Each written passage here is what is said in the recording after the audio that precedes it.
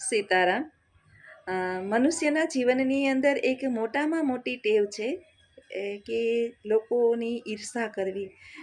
જ્યાં બેઠા હોય, જ્યાં પણ આસપાસ ફરતા હોય, કોઈ પણ માહોલની અંદર હોય, કોઈ પણની ચર્ચા થતી હોય તો દરેક જગ્યાએ આપણને એક જ વસ્તુ જોવા મળે છે કે આપણે કોઈ પણ વ્યક્તિની કારણ વિનાની વાતો કરતા હોઈએ છીએ. આ વાતો કરવાનું કારણ જ જે છે કે એ વ્યક્તિની આપણે વાત કરીએ છીએ એના તરફ આપણા મનની અંદર ભરી અને ઈર્ષા છે. તમારે જો તમારા જીવનની અંદર તમારી ઈર્ષા એટલે કે તમારી વાતો સૌથી વધારે થતી હોય, એનો અર્થ એવો છે કે લોકો સૌથી વધારે તમારી ઈર્ષા કરે છે. હવે મિત્રો, ઈર્ષા કરવાથી જો આપણું સારું થતું હોય તો બરાબર છે. કોઈ પણ સંજોગોની અંદર, કોઈ પણ સમયે તમે જ્યારે ઈર્ષા કરો ત્યારે સામેવાળાનું કાંઈ પણ ખરાબ થવાનું નથી અને ઉલટાની આપણી નીંદર અને સુખ શાંતિ છીનવાઈ જાય છે. જો બીજાની ઈર્ષા કરવાથી આપણી નીંદર હરામ થઈ જતી હોય, આપણી શાંતિ છીનવાઈ જતી હોય, આપણે ક્યાંય સુખ ચેન ના મળતું હોય તો કોઈ પણ સંજોગોની અંદર ક્યારેય પણ જીવનની અંદર ક્યારેય કોઈની ઈર્ષા કરવી નહીં. સરસ મજાનું ભગવાન શ્રી કૃષ્ણએ ભગવદ્ ગીતાની અંદર કહ્યું છે કે જે માણસ કામ, ક્રોધ, લોભ, મોહ અને ઈર્ષાથી મુક્ત છે, દરેક પ્રવૃત્તિ અને નિવૃત્તિથી મુક્ત છે, હું એની અંદર વાસ કરું છું, મને એ પ્રિય છે. આ શ્લોક સંસ્કૃતની અંદર છે, મેં તમને એનું ગુજરાતી અનુવાદ કરીને કીધેલું છે. તો ભગવાનને પ્રિય બનવું હોય તો આ બધાથી આપણે મુક્ત થવું પડે. એ સિવાય ભગવાનની પ્રાપ્તિ ક્યારેય થતી નથી. પછી ભલે તમે સવારના ઉઠી સાંજ સુધી ધૂપ દીવા કે અગરબત્તીના ધુમાડા કરો, ભગવાન એમાં ક્યારેય પ્રસન્ન થવાના નથી.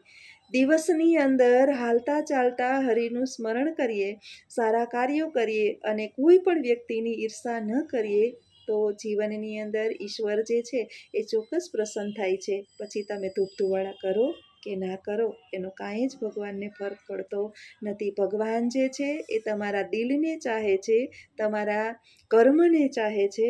તમે કેવા ઢોંગ કરો છો એને ક્યારેય ભગવાન ચાહતો નથી. આપણે બધા જાણીએ છીએ કે ઈશ્વર અંતર્યામી છે, તમારા દિલની વાતને સમજે છે, તમારા કર્મોને એ સમજે છે. આખો દિવસ ક્યારેય પણ ભગવાનનું નામ ન લેતા શ્રવણને ભગવાન સાક્ષાત પ્રસન્ન થયા હતા. છતાં પણ શ્રવણને મનમાં પ્રશ્ન થયો કે ભગવાન, હું તો મારા માતા પિતાની સેવા કરું છું, તો તમે કેમ મને મળવા આવ્યા? ત્યારે ભગવાને સરસ જવાબ આપ્યો છે કે મારા નામનું અવિરત રટણ કરતાં કરતાં સવારથી સાંજ લઈ અને લોકો એટલા બધા ઈર્ષાથી યુક્ત થઈ ગયા છે કે એ શું કામ કરી રહ્યા છે એને ખુદને ખબર નથી. ત્યારે હું ક્યારેય પ્રસન્ન થતો નથી. પરંતુ મારું નામ ભલે ઓછું લે, પરંતુ એના જો કર્મો સારા હશે, એનું કાર્ય સારું હશે અને એને કારણે જે છે એ લોકો ખુશ થશે તો એની પહેલાં હું ખુશ થઈ જઈશ. એટલે આપણા કર્મો ભગવાન જોવે છે, આપણા ધર્મને જોશે જ ચોક્કસ. જો આપણા કર્મ સારો હશે તો જ્યારે કર્મ અને ધર્મનું મિલન યોગ્ય થશે તો ઈશ્વર ચોક્કસ રાજી થશે. તો હંમેશાને માટે જીવનની અંદર આપણે ઈર્ષાથી યુક્ત નહીં પણ ઈર્ષાથી મુક્ત બનવું જોઈએ. મિત્રો, એક સરસ મજાનો ભગવદ્ ગીતાનો શ્લોક છે અને સુંદર મજાનો એ શ્લોક એવો છે કે ઈર્ષા કરવાથી મોહ ઉત્પન્ન થાય છે, મોહથી લોભ ઉત્પન્ન થાય છે અને લોભ જે છે એ બધી પાપનું મૂળ છે. આપણે કહીએ ને, લોભ પાપસ્ય કારણમ, બધા પાપનું મૂળ લોભ છે. એટલે જીવનની અંદર પહેલી જ વખત આપણા આંખની અંદર જ્યારે ઈર્ષા ઉત્પન્ન થાય ત્યારે ભૂલે ચૂકે એ થાય નહીં, એના ચોક્કસ પ્રયત્ન કરવા. દરેક મનુષ્ય એનું નસીબ લઈને આવ્યો છે, આપણું એમાં કાંઈ જ ચાલવાનું નથી. ઈર્ષા કરશું તો પણ એને પ્રાપ્ત થવાનું છે, ઈર્ષા નહીં કરીએ તો પણ એને પ્રાપ્ત થવાનું છે. તમે ગમે એટલા એની પાછળ પડી જશો છતાં પણ એના નસીબની અંદર સુખ છે એટલે એ સુખી જ રહેવાનો છે. આપણા હાથ 2 છે, હરિના હાથ 1000 છે. તમે એની પાસેથી ગમે એટલું છીનવી લેશો, હરિ એને આપવાનો જ છે.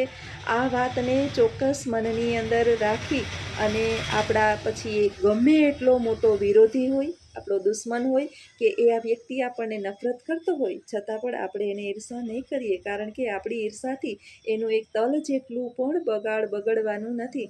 તો જ્યારે તમે ખુદ આનો અનુભવ કરજો કે જ્યારે તમારા મનની અંદર કોઈ પણ વ્યક્તિ પ્રત્યે ઈર્ષા ઉત્પન્ન થશે, તે દિવસે તમને નીંદર નહીં આવે.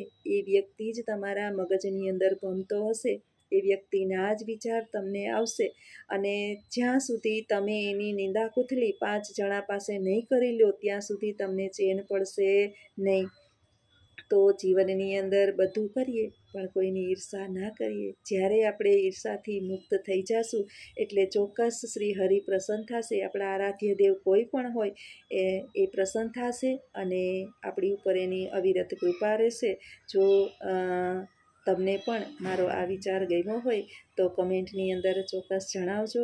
વિડીયોને લાઈક કરજો, શેર કરજો અને સબસ્ક્રાઈબ કરજો, કારણ કે તમારા બધાના સપોર્ટથી જ જીવન જે છે એ સુખમય બનશે. આવજો. સીતારામ.